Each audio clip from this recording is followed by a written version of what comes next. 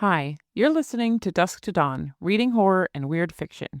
We're your hosts, Amber and Dan. Find any trigger warnings in our episode notes. We're happy you're joining us and enjoy the show.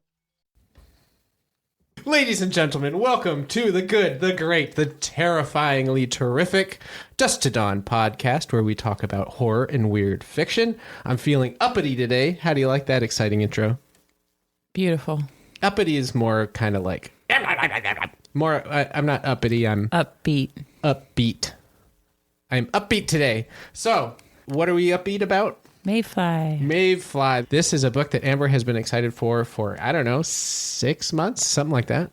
Well, I read this year, actually. So I just also read American Rapture really quick, like within, I think, 2 days. Just recently, like that? Yeah, like you just now read that, but you read Maeve Fly. Right. So I earlier. read Maeve Fly again to record this, and then I also read American Rapture, and I just really enjoyed it, so I read it really fast. But I also was hoping I'd finish it in time to record the podcast, so we could mention that I also read that. But on my story graph, it says that I've read 3 books by C.J. Leede. So apparently, I've read Maeve Fly twice this year because she only has 2 books, and I've read 3. You know what's interesting is American Rapture came out after Maeve Fly, but in an interview with the author about Maeve Fly coming out, she mentioned that she had 2 other books, like, in her back pocket. So, were one of those books American Rapture? Ooh. And if so, which came first? The American Rapture or the Maeve Fly? I think American Rapture, because in her acknowledgments in the back, she said it took many, many years of... What do you call it when you write something and then you do another version of it? Oh my God. Drafting? Yes. Thank you. Many years of drafting that novel. So I think she's been working on that one for a long time. I don't know. I couldn't say how long it took her to do Maeve Fly, but I know she just moved to LA from New York. Yeah, not that long ago. So I think she wrote this once she moved there would make the most sense to me. Maybe she moved there to write this. I don't know. The great thing about being a slow writer is that when something's done, you can say 5 years in the making, but it's really just because you were like doing other shit. But it sounds cool. You are not the next James Joyce. I'm sorry. Wait, excuse me? How long did it take him to write Finnegan's Wake? Like 10 years or something? Yeah, it's taking me 10 years to write anything too. We're on the same level. That's exactly my point. You're not. Sorry, I love you. He also would write on his stomach, like laying, is that supine on your stomach? Yeah, I think it is. On the bed, on his stomach, writing with like a pen. That sounds so uncomfortable. And I think he would do it for like the entire day. Maybe he had back problems. Meanwhile, I have to set a 25-minute timer and hope to the what do I hope to? I'm not religious. I have to set a 25-minute timer and just like try my hardest not to get distracted.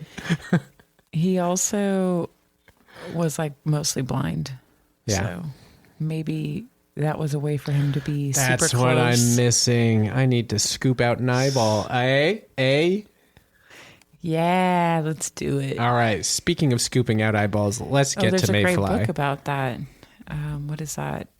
This book. This is the great book. Eyeballs taste so good, or what is that book? Oh, wait. There's like a book specifically about that? Because there's an eyeball scoop in Maeve Fly. But there is, and it's great, and I love it. But I guess eyeballs are on the rise. Yeah, I also, not that long ago, read The Eyes Are the Best Part by Monica Kim. Oh, I've seen that book cover. It's really cool. It's good. It's good. It's a slow burn. And you really get a taste for how squishy eyes are. You really get to see how delicious they are. Yeah. Anyway. All right. Let's talk about the author. Let's get this thing going, dude. Yes. Do you want to do the author or do you want to do the summary? All I want to say, all that matters, she's a Trekkie. That's all you need to know. C.J. Leede is a Trekkie. All right. Book summary? No, she's a Trekkie. We're done. Podcast over. Let's go watch some Star Trek. CJ Leede is a horror writer, hiker, and ding ding ding Trekkie. She is the author of Maeve Fly and American Rapture. Her debut novel, Maeve Fly, won the Golden Poppy Octavia E. Butler Award, which I think not Lucky Day, but Chuck Tingle won that award. I've read that award lately. Anyway, back to CJ Leede. So she's won the Golden Poppy Octavia E. Butler Award, the Splatterpunk Award, and she has earned a Bram Stoker Award nomination as well. Chuck Tingle was a finalist for the Golden Poppy Award. Okay. I know I had said those words recently. When she's not driving around the country, she can be found in LA with her boyfriend and rescue dogs. And funny enough, I follow her on Instagram because of course I do. And she has been driving around the country for at least like 2 months now or so. I mean, granted, that's like she's posted pictures. Doesn't mean she's on the road right now. I still am trying to post pictures from my trip to California like 2 months ago. And so one of my friends was like, "Oh, are you like not home?" Like, "No, I'm home. I just haven't gotten around to it." So anyway. Yeah, she seems super cool because she comes from a family of musicians. She's a Trekkie. So that's cool. She's a Trekkie. Mm-hmm. And also... She's a Trekkie. Yes. Sorry, but I know. Also, and you'll appreciate this, she is a self-styled? I don't think that's the right word. Trekker? She's a book-buying addict is what I'm trying to say. Wow, that sounds familiar. I think I found... I forgot to mention, she's also a Trekkie. Oh, yes. Yeah. I mean, between the book Problem, is it a problem? And that thing that I keep forgetting, she's a Trekkie. And we've got some stuff in common. And she hikes a lot, which is something we used to do and still occasionally do, but I do really enjoy when we do it. So that kind of counts, right? Yeah. So yeah, she's cool. And speaking of feeling that I have things in common with the author, I also feel I have things in common with our protagonist, Maeve Fly. Yeah, a few things. More than a few things. I need to wear, what are those things you put over your eyes for people who like... A blindfold? I need to put a visor? A visor over my head so you can't scoop my eyes out while I'm sleeping. Do you get the visor? Because it's a Trekkie reference. Oh, you are doomed. You are doomed, you dear came here listener. for a horror? What are you doing? All right, on to the summary. By day, Maeve Fly works at the happiest place on earth as every child's favorite ice princess. By the neon night glow of the Sunset Strip, Maeve haunts the dive bars with a drink in one hand and a book in the other. To be very clear, it's a pina colada. Imitating her misanthropic literary heroes. But when Gideon Green, her best friend's brother, moves to town, he awakens something dangerous within her, and the world she knows suddenly shifts beneath her feet. Untethered, Maeve ditches her discontented act and tries on a new persona, a bolder, bloodier one. Inspired by the pages of American Psycho, Step Aside, Patrick Bateman, it's Maeve's turn with the knife. Okay, all right. I have a question for you. All right. Did you pull this... Okay, so this is literally the back of the book. Okay. Here's your answer to your question you haven't asked yet. She does not say the happiest place on earth. Is that your question? Am I right? Yeah, it's the happiest place in the... Well, that's one of the things. It's the happiest place in the world because I think she's, She cannot say Disneyland. No. She says everything, everything but Disneyland. Well, I think she doesn't say the happiest place on earth either because I think that's like their tagline. I think it's that's copyright. Yeah. No, I was actually thinking more on the fact that like Gideon awakens something dangerous in her. That's from her. Yeah. I know. She had already killed 3 people. That's not necessarily from her. That's from... Or the publisher. The publisher. Yeah. Nightfire. Come on, Tor. Yeah. Like, read your books before you... Yeah, he awakened her horniness, but not like... Jesus, I know. Okay, so... I loved this book, but there was a lot of, like, romancy stuff. A significant amount of this book is romance. You're just like, yeah, it's fine. It's fine. You know, it was like character building or whatever. It just, everything else about it was so good. Okay, so hold on. There's some things going on here. First of all, Maeve Fly, our character, is living in LA, which you like. We lived in LA for 2 years, and it was great. We're also glad we left But now that we've been gone for over 10 years, we also miss it. We miss it. And I always like going back. But anyway, we got a lot of similarities between Maeve Fly and my wonderful partner here. You both... Partner in crime. Trekkie in crime. Oh, sorry. We also... let's see. You love Disneyland. I do. And you both live in LA. I have. And you both like shoving eggs up your ass. That's not what I thought you were going to say. Oh, wow. You got me. I also like the fancy literature and the tiki bar and the pina coladas. Oh, my God. All right. Should we set the scene a little bit? Why don't you do that? Because you're the expert on this book. I'm the expert. Okay, I've read this book twice, therefore I'm an expert. Obsessions.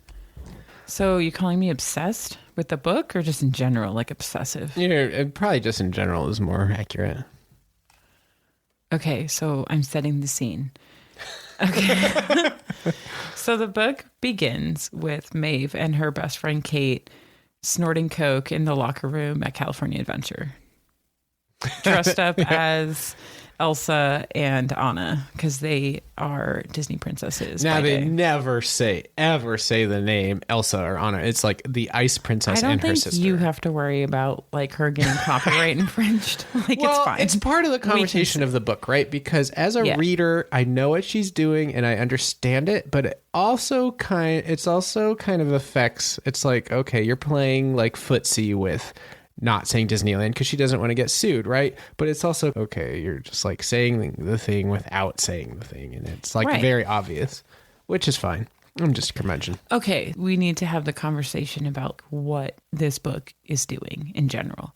So yeah, it's a horror, it's a slasher. It's about Maeve and her adventure in disconnecting from reality and becoming like a murderer or whatever. Okay, there's that. But she's already a murderer. I know. Yeah, she becomes Patrick Bateman and whatever, like in this sense of like losing her grip on reality and just like killing everyone. Okay, great. But I don't feel that that's the heart of the book. I feel like the heart of this book is a commentary on what LA is. It's like a aesthetic about this weird balancing act that LA does. And I think it's very true. And that is part of why I love this book so much, is because it makes me miss LA, because it's this weird, like dirty, gross place. Like you go for walks and have to like avoid cockroaches in nice neighborhoods. You know, there's a lot of people. There's a lot of just people. Yeah, when we went on walks or in Venice at night, it was like, is that a shadow or a piece of old bubblegum or a cockroach? Yeah, or a palm frond. And even like Gideon brings up like, what are these weird palm fronds? They look like corpses. And I don't know how many times I would be driving and be like, fuck that, but is that a dead cat or is that a piece of palm tree? You never know until you're on top of it. I don't know shit. He was like talking about palm fronds. I had to like look it up. I was like, Jesus I don't know anything about my surroundings. Okay. So there's that. There's like this real gritty, true side of like living in a city, right? And it just happens to be LA in this case. But then there's this whole other side to LA that is so unique to LA, which is this weird mix of famous people, Hollywood in general, I guess you could say, but also Disney, which falls into Hollywood, but it's also its own thing. And I think that she is in Leede, does a really good job of meshing all those things together, because yeah, she can't say Elsa and Anna and stuff, which I guess it seems kind of odd because they're just names, right? They're not like copyrighted names. She can say Snow White and Cinderella, but I think maybe because like... Well, Disney didn't make them copyright probably is up. You know, like Winnie the Pooh lost the copyright and then you got that Winnie the Pooh slasher. Yeah, it looks bad. So they're just so old at this point. But point being is like, I think that Disneyland has a really solid footing in this book because she really loves Disneyland. Like she's a murderer. She wants to pull people's teeth out of their head, but she fucking loves Disneyland. So do I need to worry? No, I'm just saying, like, that is so LA, right? That is so, and I don't say, I'm not saying that in the sense of like people who live in LA. Like, obviously, there's so many people there, you can't generalize like that. But just that weirdness of like, she hangs out in this tiki bar. And there's this guy always at the end of the bar. She's like, yeah, it kind of looks like Johnny Depp. It could be Johnny Depp. It's probably not Johnny Depp, but it could be Johnny Depp. And that's the weird thing about LA is it really could have been Johnny Depp because it's LA. Like, you don't get that anywhere else. Sure, Yeah. you might have your Yeah. local celebrity or two who live around there and you might see somebody somewhere. But I mean, we were just walking around a mall and we saw David Letterman doing an interview? Jay Leno doing an interview. And we were in a cafe once and we saw someone famous. I don't even remember who it was. Adam Sandler. Was it Adam Sandler? That was in Santa Monica. Was it? He was sitting outside with his dog? I thought it was. Oh, never mind. Adam Sandler, we were just like out to brunch with my family and he was in there. He was there. And then, but there was also like, I don't know. And on one of my trips. It was one of the like, I feel like it was like my parents' generation, like, I don't know, like Russell Crowe or something. I don't know. Anyway, there was also. Wait, one more. On one of my work trips down to LA, I was on a flight with Keanu Reeves. Right. On Southwest, and he just, was in a regular seat. And I think we saw someone walking around 3rd Street, or we were there like the next day or the day before or whatever. And yeah, I mean, it just is a thing. And you used to work really close to the Santa Monica airport. And at the time you were working there is when Harrison Ford crashed his plane in Santa Monica. So it's just like this weird place where it actually does happen. Where My celebrities are just brother-in-law, around. Peter, worked at a hardware store in Santa Monica. And Harrison Ford would go in, right? I think it was Arnold Schwarzenegger. No, it was Harrison Ford. Was it? It was Harrison Okay. Ford. Yeah. Oh, I know. But, Believe me, I remember that one. Okay. Just that kind of thing happens, Yeah, right? and it's speaking exciting. of Arnold Schwarzenegger, he'd hang out on Muscle Beach, and like that was a little bit before like he was real famous. So, but that's the thing about LA. And it's not just the celebrities; it's also the fact that like so many other people there are striving for that, and it's equally obnoxious and really exciting because it puts this kind of like creative energy in the air of just like, it's just. Yeah, I don't know. Just this. It's so LA. It's the American dream in a city. It really is, right? Like everyone's trying to be famous. Everyone's trying to make it big, and even a lot of the characters in this book are doing that. And one of them being Maeve's best friend, Kate. Let's talk about her a little bit. Yeah. Well, let me just wrap up that thought a little bit. So my point with all this, like jabbering about celebrities and stuff, is that I think that Leede did a really good job of finding that weird balance between reality and unreality that is still the reality that Los Angeles is. Yeah, I agree with that. Okay. And that is one of the big reasons why I love this book. Cool. Okay, so Kate. All right, so let's talk a little bit about Kate because that kind of helps center us with Maeve. Anna, right? Actually, I just said let's talk about Kate, but just a quick thing about Maeve. So she's doing her princess thing at Disneyland and is California Adventure. The sister park. And is like pretty happy with that. Is like, this is cool. I'm having a lot of fun. And then she has her friend Kate. And Kate is trying to become an actress. And so she's the striver for sure. She's like, trying to make it big basically and become a celebrity. And Maeve is really worried about that because Kate is her best friend and she doesn't really like people because she's a fucked up serial killer. So how many friends is she going to make? Why are you looking at me? I'm not a serial killer. And then another aspect of this, the relationship dynamic is that Maeve's grandmother, am I going to say it right without looking it up? Tallulah? Yeah. Is that right? Tallulah Fly. I think it is Tallulah Fly. Used to be like an old Hollywood hottie actress that I don't remember if she was an actress or just like an icon. No, I think she was an actress. Yeah. But she's like in her sickbed and dying. So I think she's supposed to kind of embody like Elvira. Oh, okay. Yeah, I can see that. That's like very much like old black and white Hollywood royalty is the way I think of it. Yeah. So Maeve basically has inherited this level of celebrity, but she doesn't she's not like in it. She doesn't use it. She doesn't recognize it in a sense. And she just like lives in this she world. lives around She it. like is Hollywood. But her grandma now is in a coma, like totally unresponsive. So when the book opens, we have Maeve and her grandma, who's her idol, who's unresponsive and Also dying. kind of her twin, right? Like they look a little bit pretty much identical. They seem to have similar tendencies. They have a really cool relationship. I love it. And then her friend Kate, who wants to make it big. And, you know, the second she makes it big, if she does, their friendship is going to be totally different. They won't be working at California Adventure together anymore, and Kate will be doing the celebrity life, right? So right from the start, we sense Maeve's anticipation of abandonment. That would be a cool hardcore album name or something. Yeah. Anticipation of abandonment. I like it. Dun, dun, dun, dun, dun, dun. That's all. That's all I'm going to do. Fuck you, you left me. Okay. Oh, damn. Oh, the romance part is coming out in you. Well, okay, I was thinking more. So, yeah, Oh, she the gets that abandonment from, I mean, like what you just said, but she gets that from Kate. She also gets that from her grandmother, because even her thought at the beginning is like, well, my grandmother's eventually going to die, and my best friend's eventually going to get famous, and then I'll be alone.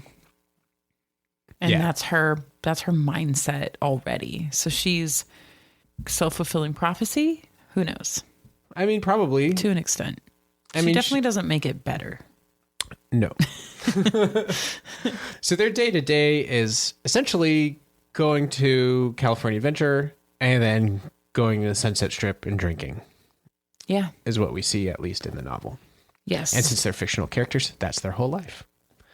Yeah, I know. I remember thinking that the first time reading this, like, wait, the fuck? She goes all the way to Anaheim for work and lives on the Sunset? Like, does she ever get out of her car?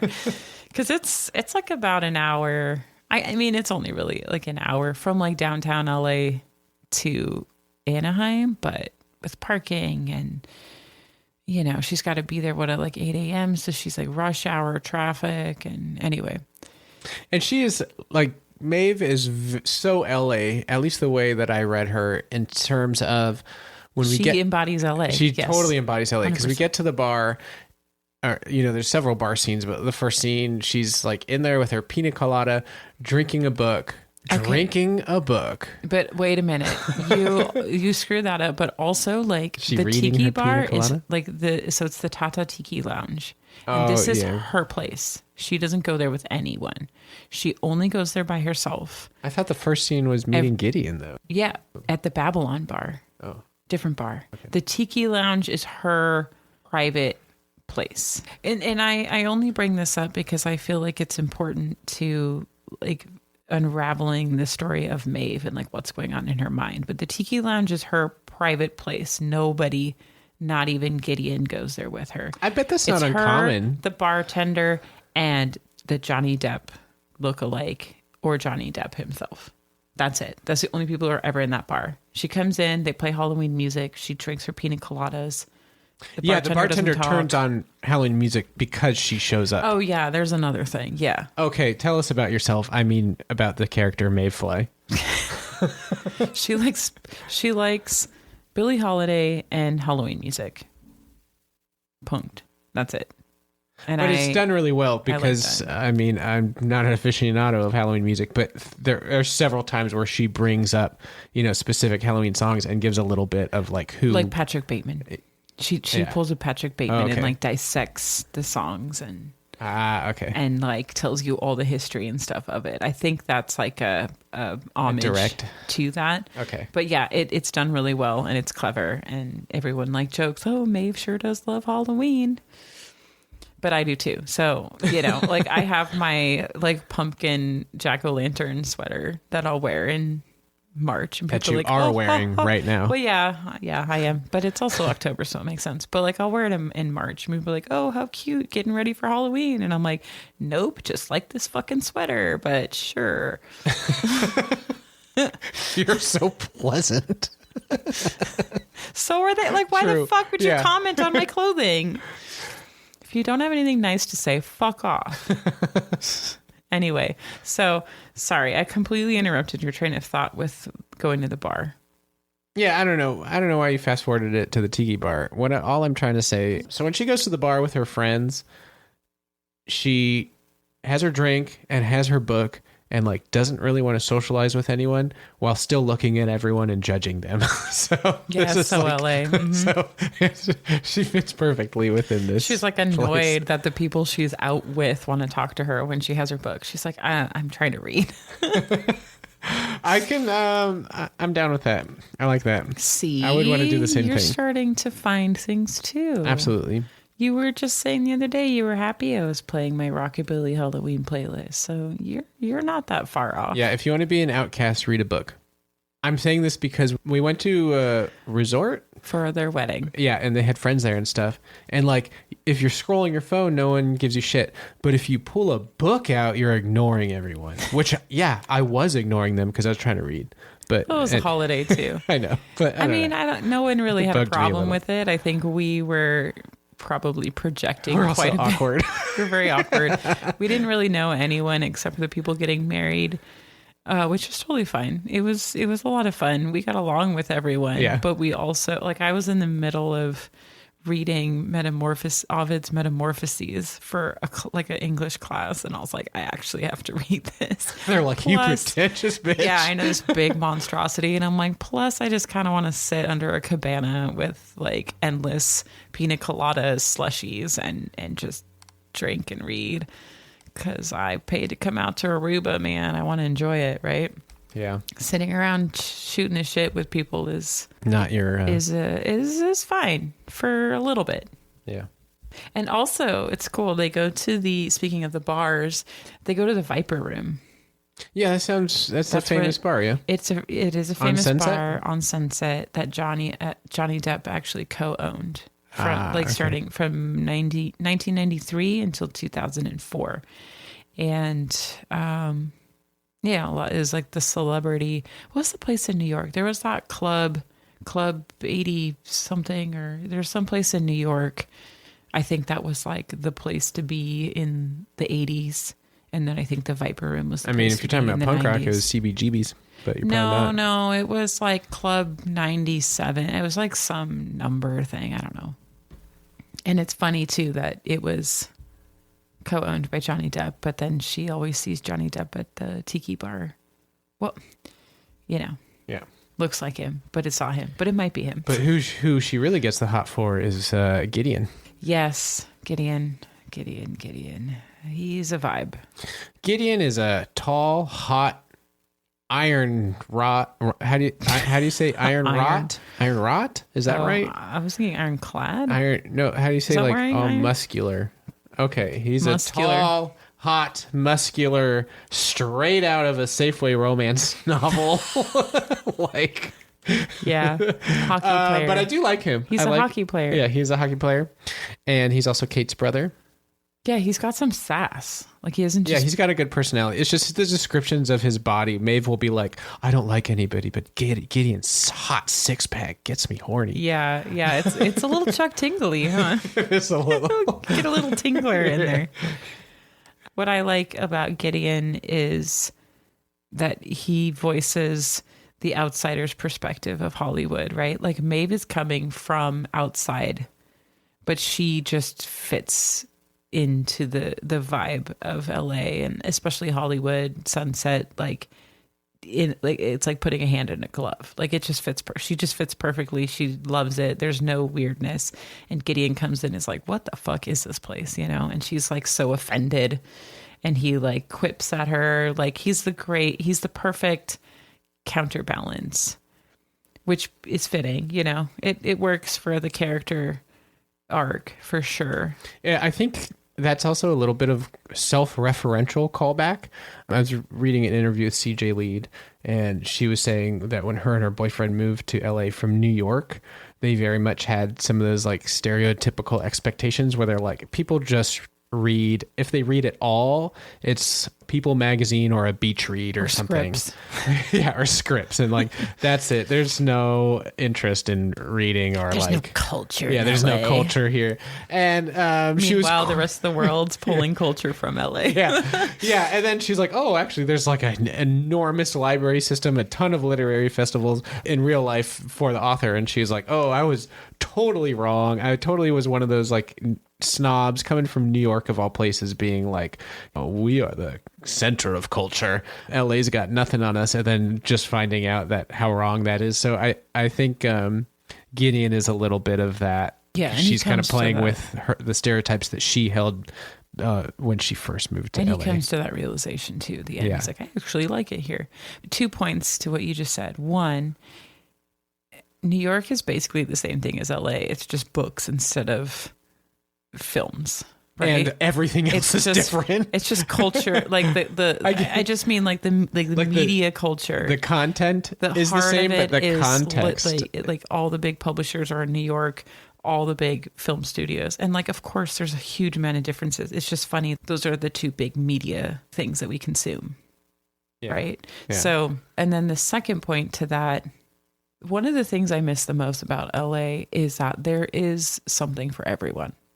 You can find pretty much anything and everything in LA. It's fucking huge. There is a lot there. The problem is getting there. Yeah. You always have to drive. Even in the grocery store. It doesn't matter if you live across the street, you still have to drive to the grocery store. Like that's the problem with LA is you have to drive everywhere. But I mean, we went to a vegan beer and food festival back in like 2010, before like vegan was even a common term. You couldn't even find tofu in the regular grocery store. I mean, we found all kinds of fun stuff. They have like a dedicated horror cafe, which I just learned, unfortunately, after we were just in LA from Jessica Lacey. Like there's all kinds of stuff there. You just have to have the time, the energy, and the ability to find it. Yeah. So I'm glad that she found her literary world in LA. Also, speaking of us just being there, she talks about the coolest day in all of Disneyland days. Oogie Boogie Bash. And we went this year. Yeah, that was cool. We just went, I don't know, I guess, was that a month ago? August. Oh my God.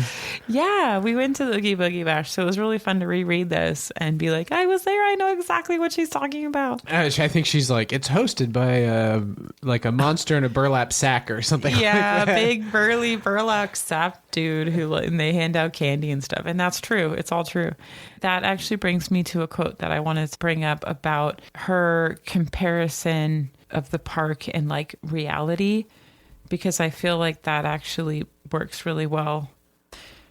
This city built to feel like the park. This park built to feel like the city. I just love that. Oh, that's cool. Because it's true. Like it really feels like it is. Like if you look at Hollywood and in downtown California Adventureland or whatever, like it's the same thing. It's all a facade, but it's cool.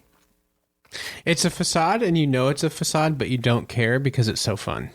Because you're in LA. It's what you expect. Yeah, you expect it there. Yeah, there's like, definitely like a whole different atmosphere there for better and worse. I mean, imagine going down to Venice Beach and not seeing muscle men working out at the very old, like lame equipment. Yeah. It wouldn't be Muscle Beach. It would just be like, any other beach. But anyway, speaking of muscly men. I'm right here, baby. Let's get back to the story. Oh, you're talking about Gideon. There's one point where Maeve and Kate are at the tar pits because, of course, they are. Have you ever been to the tar pits? I'm really embarrassed to say that no, I have not. Okay, I believe I have actually, but you're not sure. I'm not sure. I know I've seen it in that like one movie where there's like a volcano in the middle of LA. It starts in the tar pits. Is Pierce Brosnan an actor in that one? I don't know. It probably came out in the 90s, so I probably saw it last in the 90s too. But anyway, Maeve thinks or realizes that Kate sees her. sees through the facade of who Maeve presents as and sees her dark side of her and just And is like kind of is scared of her. Yeah. And what does she do? I forgot I remember this moment, but I forgot what Maeve did. Something in her face drained Kate's face of color, and just like Maeve was like, oops, she saw something. And I just love that moment because at this point, Kate and Maeve are already sort of starting to be pulled apart in Maeve's perspective because Kate's spending more and more time with this director. She might be getting this huge role, and she's just not the same.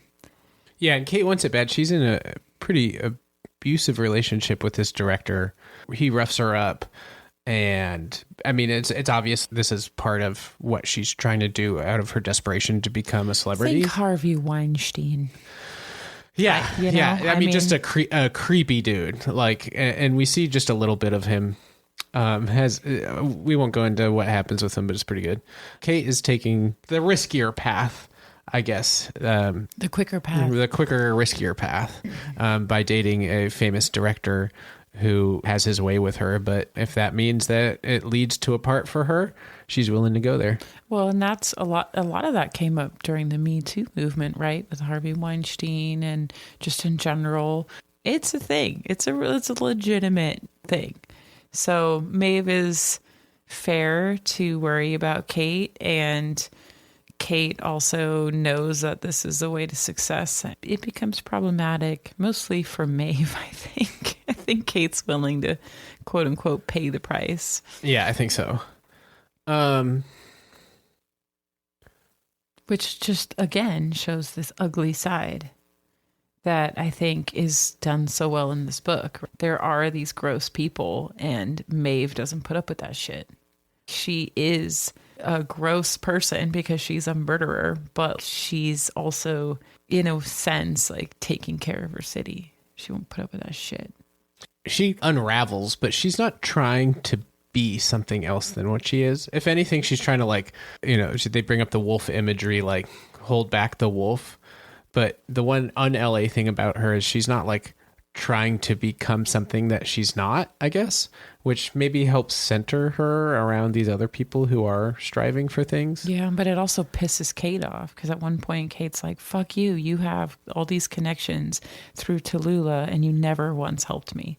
And I think it's not that Maeve didn't want to. I think it just never crossed her mind. Oh, so she has this weird disconnect. She doesn't see, she sees it, she lives it, she is it, but she doesn't understand Hollywood. She goes on the bus tour with Tallulah and they watch all these tourists come and gawk at all these rich people's homes. And they just sit there and live in it, near it, you know? Oh, that's a good point. Yeah, she just wants to like bask in it more than necessarily be like pulling strings or anything like that. she just is it. It's such a cool, I don't know. I feel like Maeve is the essence of Amber. what Hollywood is. What Hollywood is, the mix of the creepy director. So she's a murderer, you know, the love for the celebration of dressing up and decorating, Halloween. She goes to the bars, you know, all that stuff. I'm going to read this quote. She's talking about Disneyland here, and this could be straight out of Amber's memoir. One last time I force myself to take in the beauty of this place. The screaming children, the alcoholic or exhausted mothers, the distant or far too enthusiastic fathers, the stunted 20, 30, and 40-somethings who just love it here more than anything, who cling to the softer, simpler fantasies of their childhoods ever harder as time goes on. As their bodies decay and wither, still that fantasy holds true for them. The pumpkins, the Halloween magic, I can't help it. I love this park. Here's my quote. I love this park. Its underbelly and its outer shine. I love this park as much as I love the Strip and the whole of Los Angeles. 486 acres of pure magic. I wonder if that's the continuation of your quote. Probably is. Another quote about Disneyland that I absolutely loved, and now I'm like, do not know if it's true, but I really want to find out now. Another rumor, unconfirmed, but one that I suspect is true. If a guest dies in the park for any reason, the body must be removed from the property before the visitor is declared dead, keeping its 70-year legacy clean and free of ever having to admit there was a death within its walls. That is so morbid. I totally believe it. And probably fucking true. I was amazed. She also mentions how at nighttime, and I looked this up and it's supposedly true, they let out a bunch of feral cats. I don't know how many, but I don't know, enough to cover a park's worth of property for like rodent control essentially. And I guess they don't, it's not like before the gates open in the morning, there's like cat catchers that like put them back in their cages or whatever. Supposedly they're just out and you can actually occasionally spot them in the bushes or something. I would think too, if they're feral cats, they're going to stay away from people. Like cats don't like people even when they're your pets. So if they're feral, they're going to find their place, especially if they have places for them to hide. They're gone. But I was reading about that to see if that was true. And according to the internet, at least some people said that it was true and that they had spotted cats and that, yes, they usually would see them like hiding in a bush or something, but that they did see some, which is just crazy to think. I don't know, like everyone leaves and then I just imagine like it's the same way people get into the park, except it's cats. They're like scanning their little cards and they're just like, all right, go eat some rats. They're like getting on the rides churros. And stuff. Yes. Dinah on Alice in Wonderland. Cats man, come on. Haunted Mansion. On the fucking teacups. Spinning. Oh my God. I love it so much. Some cats on Splash Mountain. And I love that Disneyland's in it and a big part of it and a big part of who she is as a character. But like, I also love that it's not just a Disneyland thing. It's just like a piece of this very big puzzle that is Maeve Fly in LA. Oh, and it's great. There's some good dynamics at the Disneyland or California Adventure parts. Like, for example, they have their manager, Liz, used to be one of the princesses, but like apparently the way they describe it is like overnight her breasts blew up and they ended up being too big and it was deemed, I don't know, inappropriate for the costume. So she can't dress up as a princess anymore because she doesn't have the right body type anymore. And so she's like the bitchy manager. Yeah. And, you know, that was like her dream, just like so many of these girls are just like dreaming to work at this park, to work at the park they love as a pretty princess. And then one day find out like, I'm sorry, your tits are too big. Like you got to give that dress back. Sorry, this is explicit content. We're Disney. And I also love that like Snow White and Cinderella are just like always jealous. They're like the evil sisters, right? In Cinderella, like fuck you, you know. And yeah, it's just apparently so the like trajectory for the cast members who dress up, at least in the book, is like you start out as a furry, and it sounds reasonable. Furry, they're not furries. That's the term they use I here. know, but it's so funny because dress... furries is like a very specific thing, and it's not fucking Mickey Mouse. It's not Mickey Mouse. So what do you say? Just the like, I don't know, dress up in the full with as like the head and characters, yeah. But like the whole getup, right? Where you have a head and a body and like the suit, everything, suited the whole character. Suit. I feel like you would like want to be Mickey Mouse though. Like that's the top of the food chain. Yeah, maybe of the furries it is. They're not. Like you know what a furry is, right? Like you know that's like a thing. What is it? You've never heard of furries before? Is that like it's a kink? No. Yes, it's people who are into men with like hairy chests is my guess. No, it's people who dress up like anthropomorphic animal characters. Anthropomorphic animal characters. It's a huge thing. As like a kink. Or that's just I think it's like it's just the thing. Yes, but I think it's also like a subculture thing. Ooh. Like I think it's maybe I know it's a thing and I know that it's definitely not Disneyland thing, but I think that it can be a kink thing, but I think it also is just like a thing. Is just like a persona thing. Like it's a cosplay. Got it. But as animals. Got it. But it's very, very different because there definitely is like that kink element to it. So you can't call Mickey Mouse a furry. That's what she calls him in the book. Because she can't. She can't call them cast members either. Right. But essentially, okay, so the trajectory is you start out as like, you know, Tinkerbell or whatever, where you have to wear the... No, Tinkerbell does not wear a full costume. Minnie Mouse, Mickey Coco, Mouse. We took pictures with, and he had a big head and sombrero. Helmet costume. Yeah. And then you get to be a basic bitch like Cinderella or Snow White. The old-fashioned princesses that supposedly no one cares about anymore. Yeah. And then you get to be the ice princess. But they're at the second park.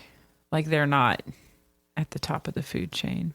But it's so funny too, because also at the very beginning, Kate has like a bloody nose on top of like some little kid, and her dress is like kind of unstuck from her breast, so he's like looking at her nipple. Yeah, like wanting to grab her boob, and Maeve's like, yeah, do it. Core memory right here. This kid's gonna grab Anna's boob while she has a nosebleed on his head. Like, it's just so absurd. I love it. And it's great too, because I don't know, working at Disneyland as two completely inappropriate people, apparently we're able to get the job. Yeah, they have the physique. They have to have the knowledge, and I believe this wholeheartedly that you have to know your character and everything associated remotely with that character through and through. And they know their shit. Like they're not fucking around. They've got the movements down.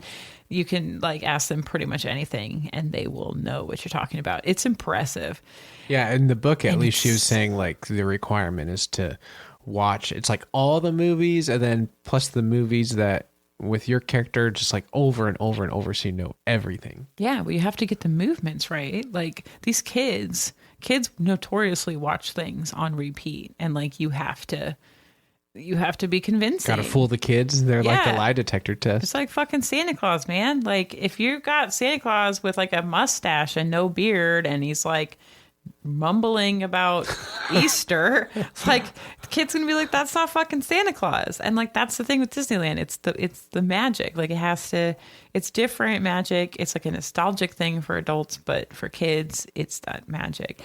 And the coolest thing ever, our kid got to meet Jack Skellington, and he was like, oh yeah, the Odyssey, I know Ulysses. It was like, what? My mind was blown. I was so excited. Yeah, of course Jack would know. Jack would know. Jack's been everywhere. They just know everything.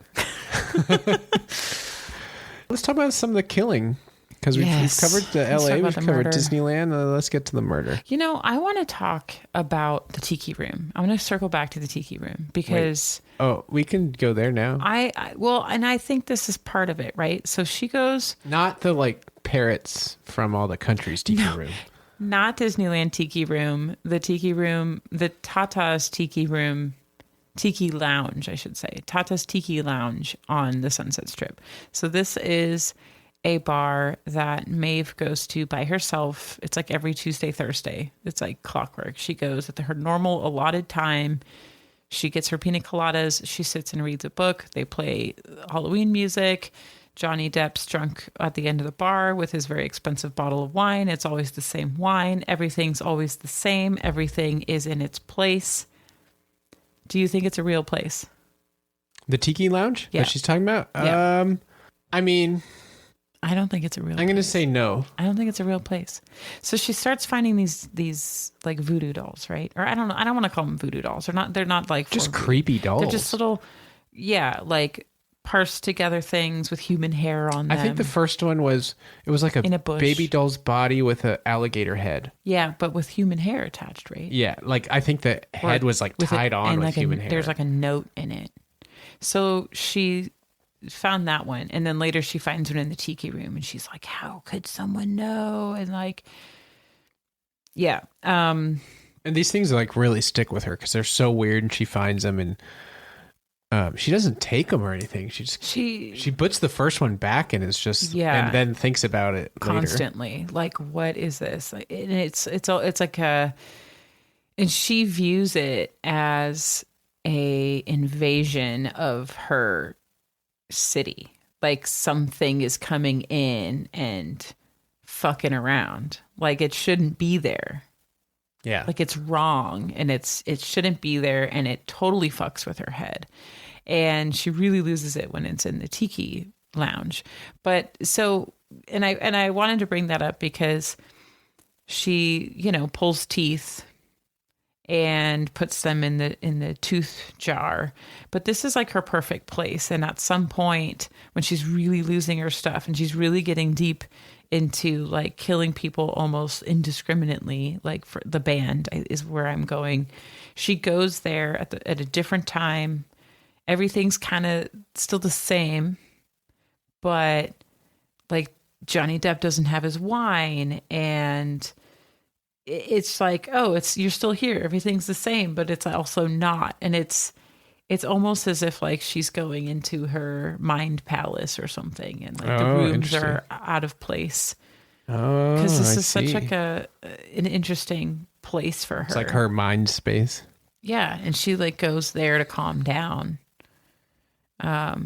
But then like once like these dolls break up that ability for her, and then she goes there, and even that place is wrong. You know, Johnny doesn't have his wine, and that just cannot be. So I don't know. It's something to think about. Yeah. Is everything in this book a legitimate like place? Is it abstract? Are we in her brain? Do we have a reliable narrator? Does she murder people? Definitely Murders people. In fact, when she gets ready to set up for Halloween, I got a little quote here. It's just great. This could also be an Amber's memoir. I hope not, dude. Having stripped most of the flesh down with chemicals in the slow cooker, and having worked my muscles to a place beyond fatigue with the hacking, I now have to dry the bones outside in the sun, so I decide it's as good a time as any to pull out the Halloween decorations. Yeah, okay, so two things in response to this being part of my memoir. First of all, I make jam, I make bread, I can things. Why not make some bones? I'm pretty good at that, like, what is that called? It's not like country western, but that homestead. Rustic shit. The rustic homestead kitchen shit. But I'm also a vegetarian, so stripping meat off bones sounds like the absolute worst. It just sounds so gross. Like I made salmon jerky, and I had to skin the salmon, and I was struggling, not just with the very dull knives I have in my house, because my husband doesn't trust me to not, I apparently murder him in his sleep, so he leaves me dull knives. Oh, shit. Sometimes I sharpen one. Definitely not passive aggressive. But it was also just gross. And I was like, ew, there are germs all over me now. So, all right, fair enough. So, although I do really appreciate that, and I would, then I think you would murder someone in a really cool way and use their bones with your Halloween decorations. I appreciate the idea of using bones. In my Halloween decorations. I think that's really cool. I would totally do that, but I would want to have them be pre-stripped and like bleached out in the sun. Yeah. Okay. Yeah. I'm pre-murdered, please. I keep seeing the memes going around again because it is the season. Stop buying plastic skeletons. It's bad for the environment. There's plenty of natural sourced ones around. All right, so we got the murders. Okay, I love the band murder. Talk about the band murder. So she's all pissed off because her friend hates her, and she broke up with her boyfriend. Gideon is her boyfriend. And she's just not having it. It's Halloween. Her grandmother died. Spoiler alert. She somehow gets the band alone with her in their van, and she just fucking murders them. Like, it's like slasher-tastic. There's blood everywhere. She ties everyone up. She kills them one at a time. So good. And she just hacks them to pieces, pulls out their teeth, and then brings them to the tiki lounge and sticks them in the tooth cup. She seems to like keeping teeth. I think this is like her little souvenir. And that's why I think that the tiki lounge is a mental palace, because she's storing the teeth in her mental palace. Oh, look at that. She's also really horny. She just watches porn and is like constantly. Oh, right. Yeah. She takes down, what was her name? Like Sarah, whatever, the fascist, Susan. Oh, that doesn't have to be have to do with being horny. Well, I guess while she's doing that, she's watching porn. Yeah, she's watching porn, masturbating, and like destroying this woman on Reddit. Yeah, this was early in the book, a character building moment where Maeve character building moment. Wow, it was. You sure getting an impression of her character. But yeah, she's. I think she said she'd been working on it for like, I don't know, a year and a half or so. Essentially, she had started this online relationship with like a conservative suburban LA woman, making and just kind of alluding to like the immigrants and the neighborhood's going to shit and all that, like kind of like feeding this woman until they finally get to a point where Maeve is like, I actually know some people who can make them all go away. And then the other woman's like, and now that they've built this rapport of trust purely online, but still, and the woman's like, yeah, I'm interested. Do the thing where the people make the immigrants go away. And then Maeve is like, gotcha, and posts their conversation. And this woman's like, she doxes her, like basically. Just totally doxes her, shares all of her information, shares all their conversations, basically showing like, look at this woman who just admitted that she wants the secret police to come out and take away the undesirables of their neighborhood, which is really scary. Hard to say. Hard to believe anyone would ever think that was okay. I don't know, just masked men coming in and ripping away immigrants. No way, not in my America. Only in the fiction. Only in fiction. Anyway, Jesus Christ. Yeah, and that's really the sad. fucked up thing is this book was written 2023, so. Now that woman's information would be posted online and she'd be celebrated. They'd have fucking parades. Okay. But it's not a political podcast. No, so let's move on. Let's go back. It's clear. Everyone knows how we know what's feel. up.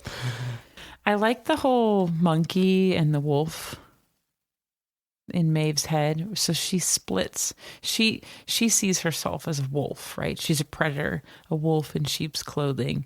She learns from Tallulah that she's not alone, right? So Tallulah is also a serial killer and eventually shows Maeve the basement and explains to Maeve, once you open this door, I think it's symbolic, but also literal, they can't come out. Right. So if you expose yourself to someone and tell them who you are, then you basically have to kill them. And I mean, that's kind of the whole idea of having this basement full of dead bones and dead people and stuff, right? Like they go in there, they're not coming out again. And Tallulah explains this to Maeve. So Maeve creates this I don't want to say angel demon thing like on her shoulders, but it's similar to that, where she has this wolf inside of her and she has her performative monkey that takes the reins and shows the world what she wants them to see of her personality. And I think it's a really clever idea. It doesn't really feel like much to begin with, but then later on, it feels more and more like we're watching her wolf transform into a werewolf, which is so fitting for Halloween. But I like that slowly her demons take over in her mind and she becomes the werewolf. And at one point becomes so deaf to the rest of the world that like she makes a big whoopsie. Wait, what's a whoopsie? The end of the book. Oh, yeah. That's a pretty big whoopsie. Wait, tell me what happened in this book that I read. She gets fired from Disneyland. It's absolutely traumatic. That's the more devastating thing, honestly. That's true. I think that's what made her snap. Yeah. Because that's also when her and Kate's relationship snaps. Because Kate quits at that point. And that was the thing that brought them together. And when they both leave there, then they have nothing holding each other together anymore. It's kind of weird, though, because they have that moment, right, where Maeve gets fired, because she missed one day from work because her life's falling apart. And then Kate quits because she's like, fuck this. I'm not doing this without Maeve. They have like this nice little moment. And then the next time Kate sees Maeve, she's like, fuck off. I don't want you in my life. Get away from me. But yeah, that's a great scene too with Derek. So Derek is a douchebag. Derek's the douchey director. And Maeve sees him spiking Kate's drink. And now Kate's already with him and is already doing, probably whatever he wants. But he's still drugging her. And Maeve confronts him in a very Maeve sort of way. But she doesn't kill him. No. Nope. She doesn't. She leaves him because she doesn't want to hurt Kate. Yeah. And it leads to a really great scene. Yeah. Which also fits well with the cover of the book. We'll just leave it at that. Yeah. It's a cool cover, by the way. Yeah. I like all the teeth, like the layers. There's some animal like that, right? Or something. Yeah. From that horror movie where there's teeth in their vagina. Is that called Teeth? Oh, yes. Oh, I didn't even think of that. Oh, well, she's masturbating so often. That's just what my brain went to. Teeth in a vagina because she masturbates. Wow, you have an interesting And path. because of that horror movie, Teeth. Okay, I forgot about that. I was thinking like a shark because don't sharks have layers? Oh, yeah, of they teeth? do have layers. But I think they're closer together. That doesn't look like shark at No. all. Oh my God, now I want to watch that movie. Okay, so I could go on and on about this book and how much I enjoyed it. I love it. I loved it again the second time through. It held up to my expectation. I didn't lose any joy for it like other books where I've reread them and I'm like, oh, this wasn't as good as I remember. I loved this book. What do you think? I really liked it. It's a book I want to read again just because there is a lot of cool stuff going on in it. And I feel like I might have missed some of those deeper connections, which I guess is just how a first read through goes. The middle dragged on for me basically when they were going through the romance, which is fair. a significant part of the middle of the book. Like, I still like Gideon as a character, but it just goes through the very generic, this stupid man, but he's so fucking hot. And like, it just does that whole thing. Those were the least interesting parts for me, but it didn't like drag down the book or anything. It was just one part of it. Otherwise, yeah, I mean, the descriptions of LA and being at California Adventure and their shenanigans at work there and being on the Sunset and everything, I kind of agree with you. It really nails that vibe down really well. The characters are good. Even Tallulah, who's in terms of, I don't know, word count, a pretty minor character, is worked in as like a major personality and inspiration for Maeve, for better and worse. But yeah, overall, I really liked it. She's Tallulah reincarnated. Did you watch the movie La La Land with me? With Ryan know Gosling. that movie. It's like I don't remember if I watched it with you. It's like old timey LA where they're dancing and I think I didn't. It's like a musical. I loved it. Or I did. I felt like this was La La Land in book and horror form. Okay, like I could see that because I remember La La Land having that like super saturated like color. Yes, theme, that's what it is. Saturated. It. It's so saturated. Yeah. And it's so LA and it's like a love song to LA, but also like, what the fuck's going on here? This place is weird. Yeah, the writing is good. It's really weird. Yeah, it was good. I liked it a lot. It's just the romance stuff is boring, but I would say that about any romance. But it's also me. I agree. 100%. I think it's also I think it's just the whole thing of like, oh, here's this guy and I don't like him, but now he's hot and now I like him, and it's just like we've seen that. I guess that's just maybe how romance works. You always start out hating us. I don't know. But yeah, honestly though, it's interesting too, because I don't really feel like you see a lot of that romance in at least the horror that I read. Yeah, you get it in the Gothic literature, but it's a completely different vibe.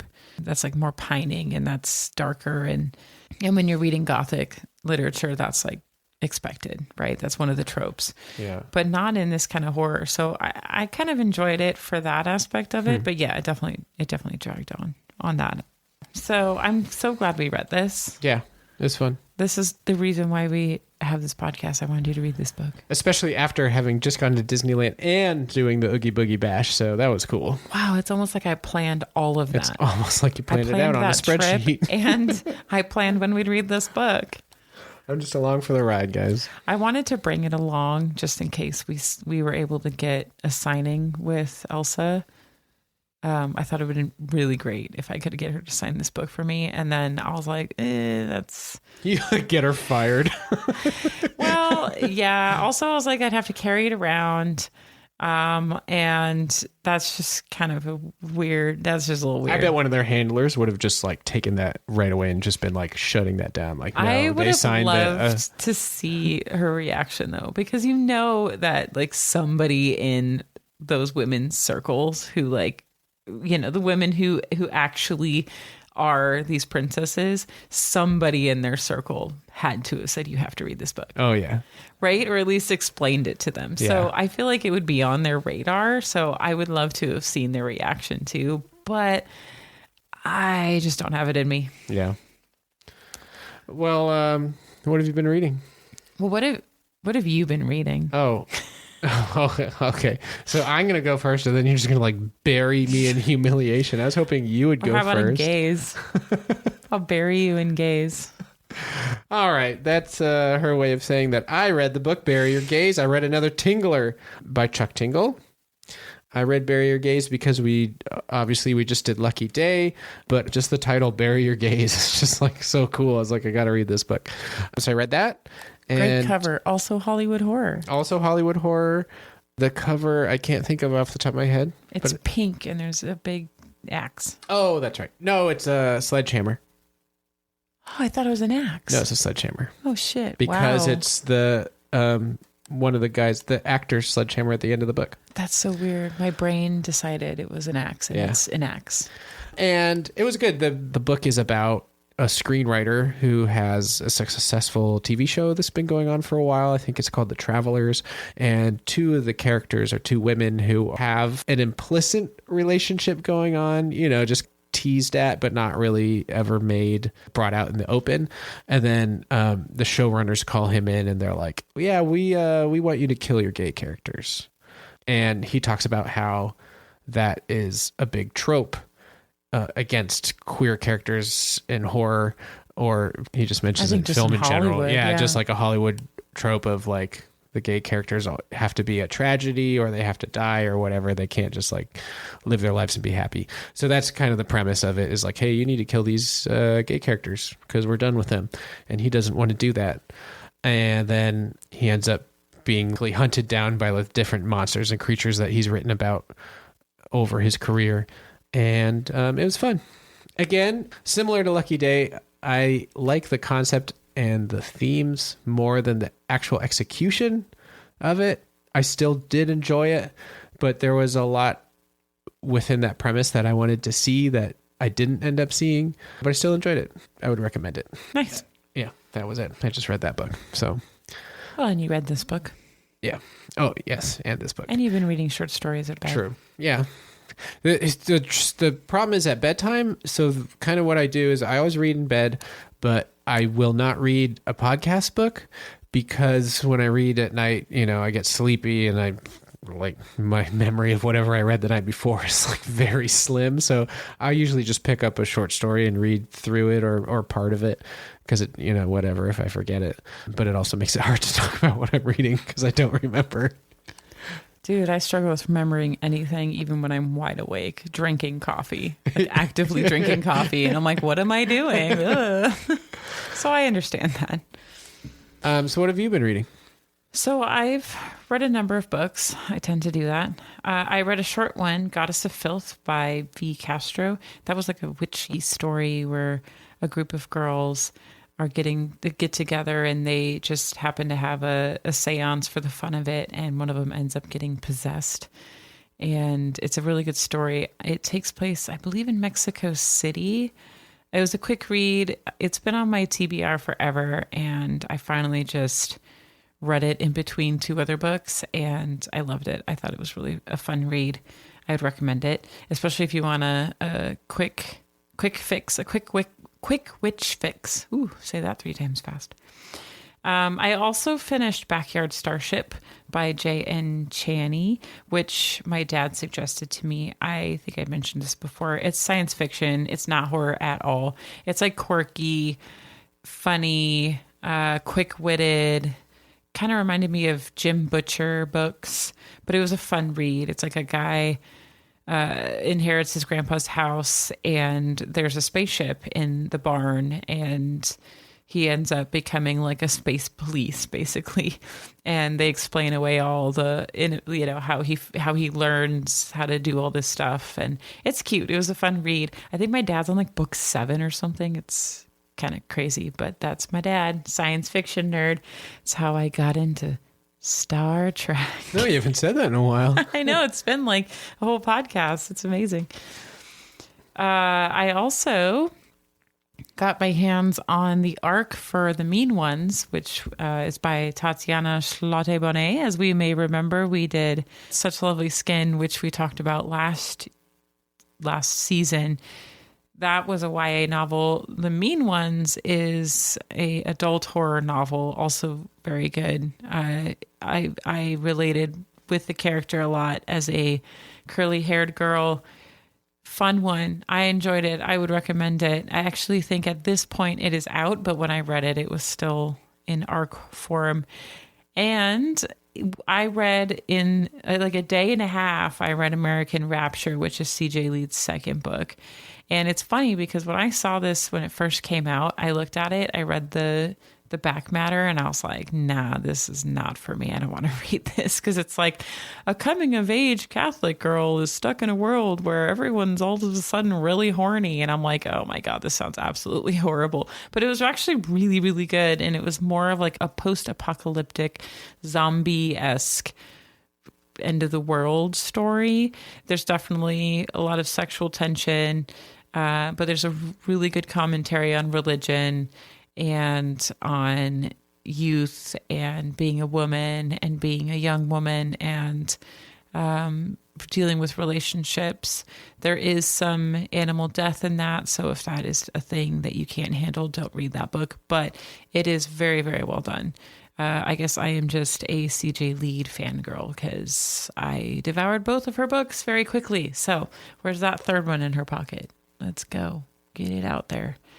And then I'm currently reading The Black Tree Atop the Hill by Karla Yvette.